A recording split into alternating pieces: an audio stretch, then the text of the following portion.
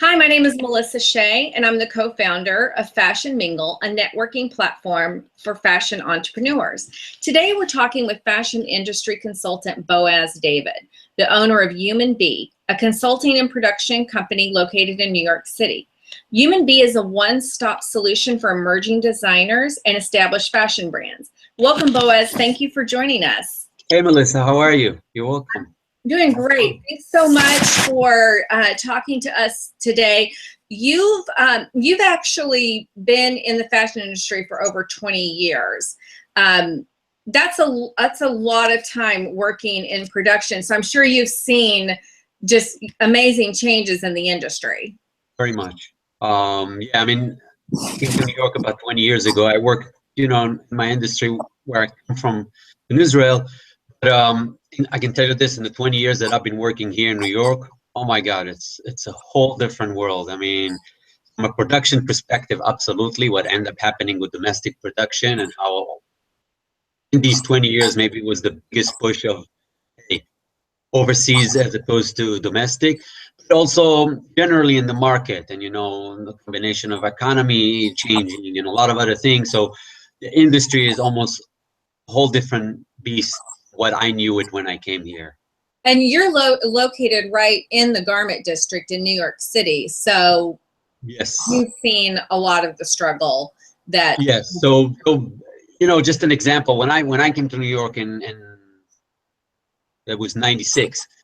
Again, when I went into the garment center, it was amazing. There were blocks there of buildings that basically you go into the building and there's factory after factory, factory after factory, big factories, spaces, a lot of work, a lot of happening, a lot of production happening there. That kind of, over the years kind of shrunk. Buildings were cleaned out of factories. Factories shrunk in like little small sizes. But yeah, it's in a way it's kind of sad to see because where I come from, or from my perspective of how I got into the industry was because I really enjoyed the hands-on kind of feeling. Being in the industry in New York, in the garment center, being able to go into a factory and get stuff done and be there when it's happening, and quite honestly see a lot of small brands that able to do that, to just go into a factory and get stuff, and not to mention that production cost back then was something very affordable, quite frankly. Wow. And I don't want to sound like I don't want to sound pessimistic or kind of a cloud over it. The chances of a young brand back then were much higher and much bigger. You really were able, with your savings, to get a line, go to a factory, produce it, sell it in a reasonable price, get it done right there on your block. And that kind of. And that's not possible anymore. Yes. Well, you created Human Bee like in 2008, correct? Mm-hmm. Wow. So that was like at the beginning of the economic downturn. That was pretty brave. Why did you decide to branch out on your own then? So before that, I had a line. I had my own line actually from 2004. Funny enough, I came to New York. My background is really fashion design. That's why I went to school. So when I came to New York, my goal was to have my own line, kind of like, a lot of the designers that you and I meet on a regular basis. So I worked, my way in the industry, kind of trying to learn as much as I can about anything when it comes to that size of brand and how to create your own brand and kind of know how to do pretty much everything that has to do with a line. And finally, when I had my own line, I will admit, wasn't what I had in mind. The day-to-day was not what I wanted to do. I didn't enjoy it as much as I imagined it. From 2008, where economy started, playing a role as well, just looked at the big pictures and thought, okay, maybe it's not. Maybe you really don't want to be a fashion designer after all. Right. And really, that's where, when I made that stop and kind of trying to see, okay, where am I going from here? And trust me, I was kind of looking all over, not even that industry. one thing led to another, and I was introduced to a couple of designers, or actually not designers, but entrepreneurs who had an idea for design, who wanted to start their own brand, and I kind of, a little bit, and that's when I realized I really enjoy it. That, that It's a you lot of fun to be. I realized that that's really what I enjoyed more, being on the back end of it, and kind of know everything about it, and able to guide, but I don't really want to be in the front. And get the other thing a with lot of pressure with very having to be the face of the brand, and you're like a salesperson. very much, and it's also kind of, quite frankly, you kind of need to have that personality. You really need to like it and enjoy it and be that. It took me to go through it to realize it's not me. It's not for you. Um, yes. So the other thing that I did realize is that from the years that I have been in the industry, there's a lot that I knew.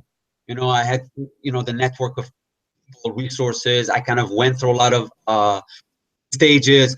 So these two click on my end, and then when I looked outside, I realized that there's a lot of, designers, entrepreneurs, like I was, like, the people that I was working with, who want to start their own line, and many times they don't really know where to start. They have no idea how to go about it. They might have a great idea, but it stops there, or they might go and experiment on their own, and it's not necessarily going to take them the right way.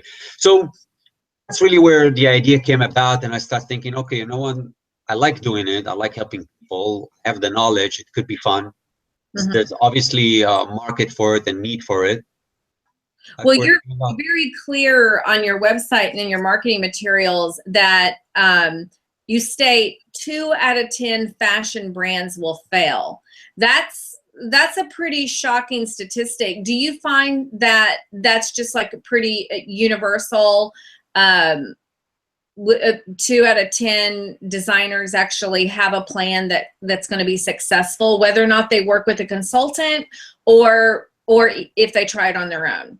So yes, I mean, unfortunately, that's kind of the story, and again, I want to think and try to bring it from more of a positive perspective. But the reality is that it's a very crowded industry. It's very there's a lot of brands, there's a lot of product out there, there's a lot of companies out there, and quite frankly, not even in this industry, but any creative industry is hard to break in, especially nowadays. So when you look at realistic statistics of brands, whether they know what they're going into, whether they don't know what they're going into. Truth is, no one knows. I mean, when you start your own business, just like I did, just like you did, you don't really know what will happen. You don't really know how good it will do and if it will do any good. You're kind of your best thing. You try to do the research. You try to prepare as much as you can, and then you go out there. So I would say that one of the biggest reasons that I've seen for brands to kind of not make it is really because they didn't even do the research in the beginning. They didn't really know.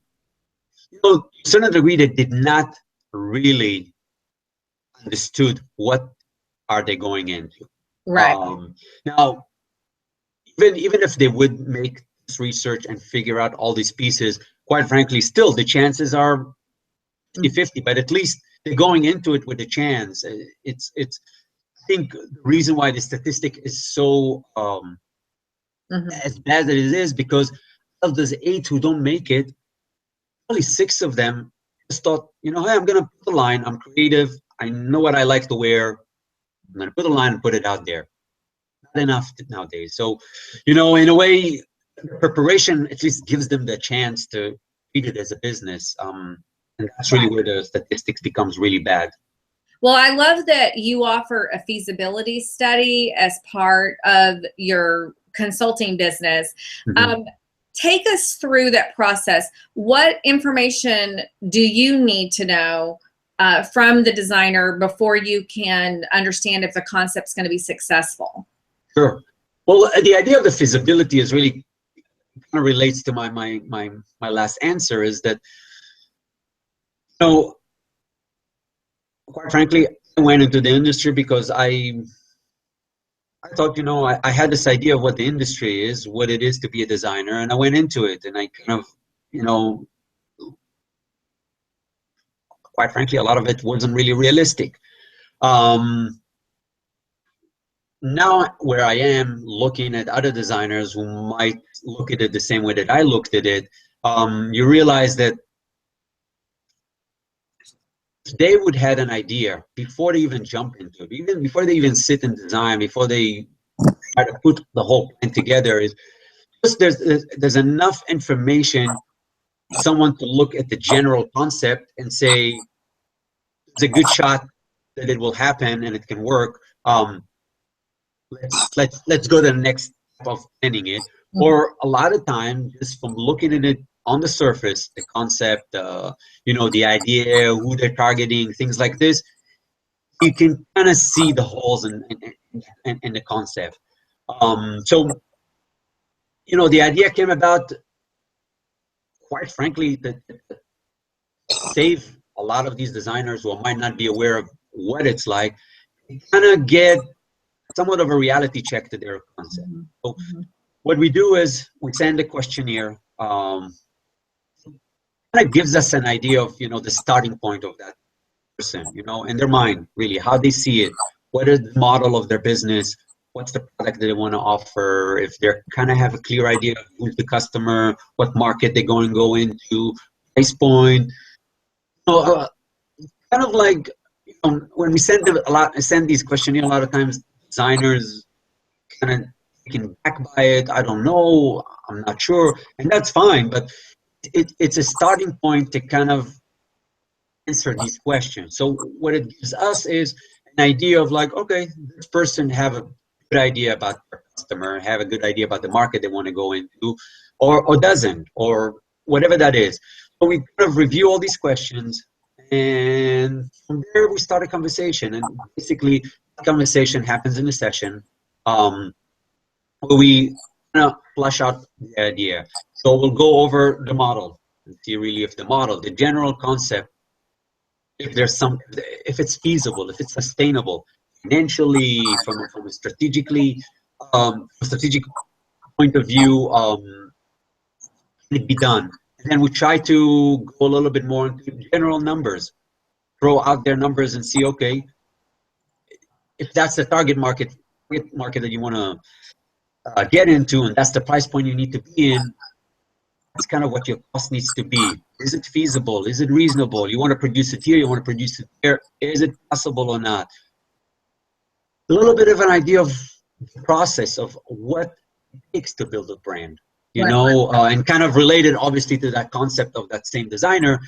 But really, what are the steps, about the timeline, about general idea of what to expect financially, investment-wise. So all these things, it's really, a designer after that session can kind of look at the picture and say, okay, I got a positive feedback. I know I need to maybe adjust these parts of the plan. The general idea is there, or you know what, this is not happening. We should probably just think about a different thing. And so what ended up happening is that it kind of started because, I get quite a lot of inquiries or designers who, for example, want to create a line that's going to compete with H&M and Zara, and they want to produce it in the US, and they want to be better quality than these brands, maybe even cheaper. Not going to happen. That's, at this point, I look at it and I think to myself, if these guys might actually believe that they can do it and go through, they will go to the factory and the factory will develop it for them, and there's going to be other services and things that they can go through. And they might find out that it's impossible a year or two down the road. Right. After they invested a lot of spend all their savings, their time. Hey, how about we look at it now, and I can review it with you, show you what's doable if not, and show you if it's doable, how it can be. So at least from here, you feel more comfortable to go into it. Yeah. Well, tell us about some of the success stories. You've been in business for a long time. Uh-huh. There's some brands that you've worked with Mhm. that have had all of the research and funding and everything they've needed and been able to be successful. Well, it's funny, you know, with all that planning, seen brands who just product, I have an idea about the product, didn't know much about it, went into it, and it happened. And I've seen brands that had all the pieces in place, it just didn't click. But you know, I don't really like names out there. That's really, I don't know. I just don't feel comfortable. But I will tell you the stories. There's a designer that I work with, quite frankly, from the beginning.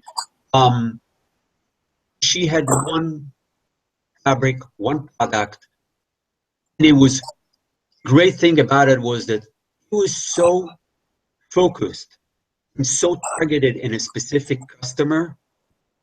It's almost the customer couldn't refuse it. You know, to that degree, it was just, hey, this customer needs this product for her life. And it worked. They, Well, that's a really good thing to think about. You know, with such a crowded market, finding the niche is important. You can't be everything to everybody. absolutely, and that's really the point. And, you know, there's one thing that I can say about the brands that I work with that really made it. Even if they didn't have other components in, what they absolutely did is they had the right product for the right person in the right market. Right. And for example, that's one of the main things that every designers have to think of before they even think about their line. Because you know, a lot of designers think about it from the perspective of the design, the creativity. When you think about it practically from a business point of view, it's very simple. Customer has a problem. He or she needs to wear clothes. That's a fact. Okay, they need to wear it to work. They might need it in the afternoon. They might need it to the gym. Okay, they're gonna go out there and look for a solution for that problem. If you're able to offer them a solution for that problem, it fits their lifestyle, fits what they're looking for, fits their price point, their aesthetics, the rest will work out. I promise you. A lot of times it's, you know, the thought of like, oh, it's my designs are very creative and I'm going to try and be very creative and it's cool looking. Nothing wrong about that. That, you know, kind of like making that type between what the customer is actually looking for and what the designer offering them, that's where you get them. That's where you're able to offering them something that going to be connected to you and they're going to buy it from you. And I'll tell you more than that, a lot of times, even if the price is a little higher, it solves the problem for them.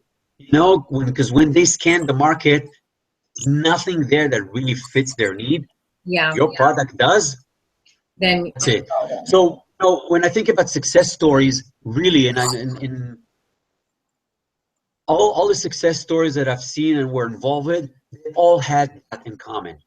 Okay. You know, they knew very well who's their customer. They knew what stores they're going to sell to, and the product was just for that. Now, so it could have been that they started with a small collection, and as it grew, they had more products for them. Right. At the beginning, was really just perfect for the customer.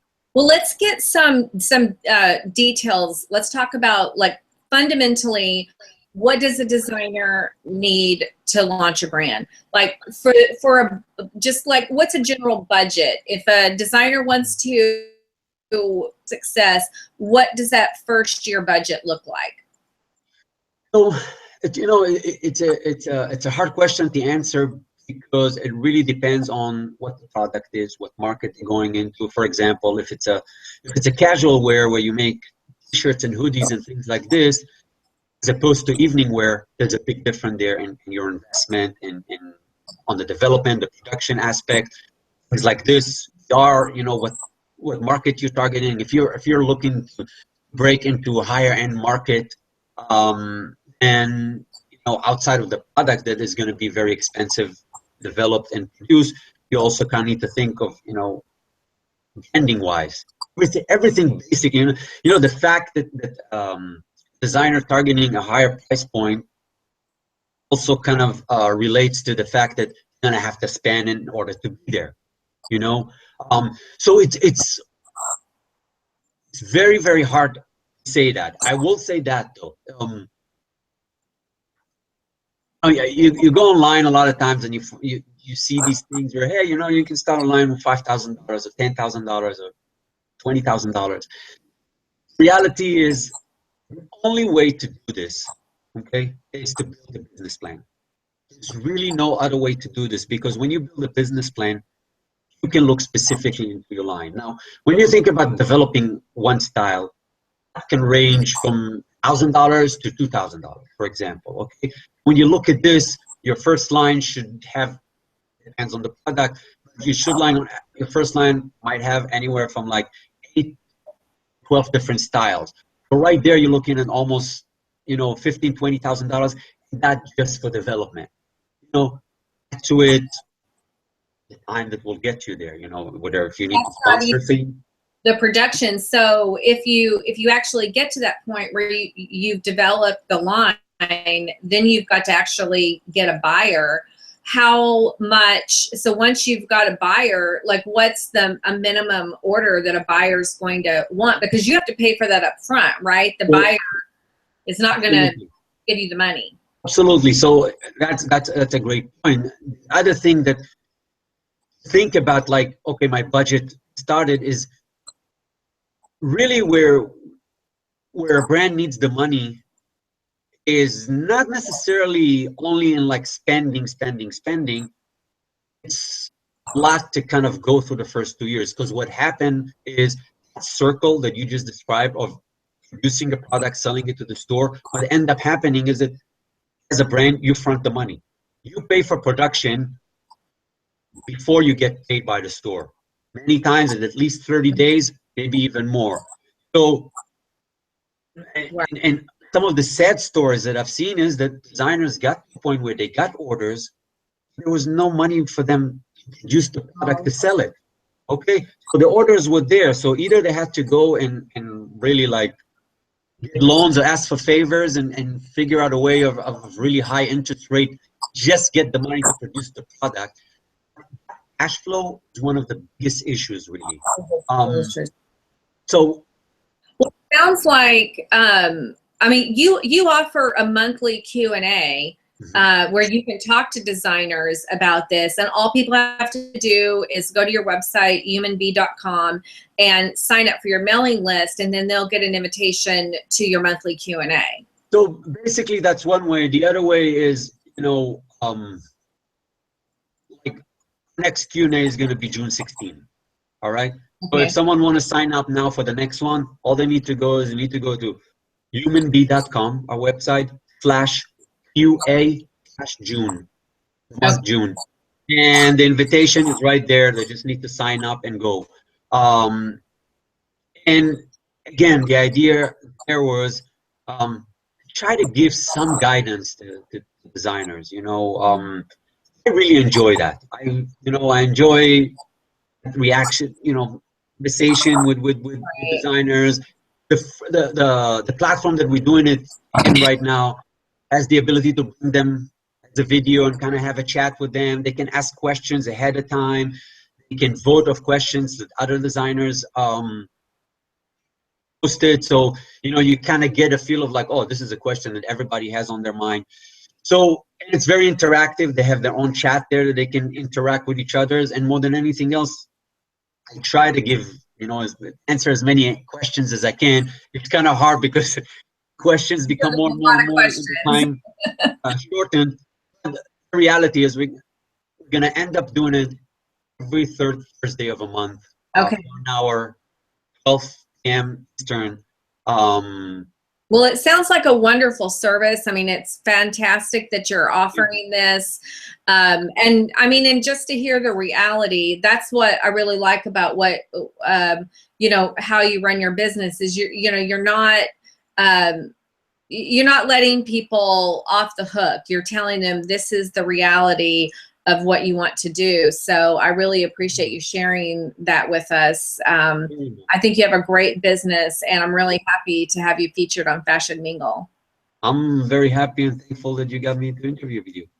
Cool. Okay. Well, hey, let's, so everybody definitely jump on to humanbee.com, get on the mailing list, because Boaz sends out some amazing blog articles that really tell it like it is. Follow him on social media, and definitely check out taking advantage of his feasibility study. Boaz, how much do you charge for the feasibility study? So it's $3.99, and what I want to do for you guys, for for your audience, I'm going to give 10%. Okay. Right. So if you go and sign up, and you can sign up on our website, just go to consulting, and you'll find that in the feasibility section there. Just put the code FashionMingle10, you get 10% there. So get you guys started with that. Well, that's great, because I mean, definitely what Fashion Mingle is about is helping people grow their business. Sure. And that's why we think it's so important to connect them to people like you. And even though you're in New York City, someone can use your services anywhere in the country, and that's so helpful. Well, that's actually a very good point. A lot of these calls we actually do, via Skype, via phone. So it's not necessarily that someone has to be in New York. I mean, if they are, that's a possibility to do face-to-face. But, nowadays it's very much doable. Yeah. Absolutely. Well, thank you so much for joining us. Thank you very much for your time. And everyone, check us out on fashionmingle.net and humanbee.com. Awesome. Thank you very much. We'll see you guys soon. Bye-bye. All right. Bye-bye.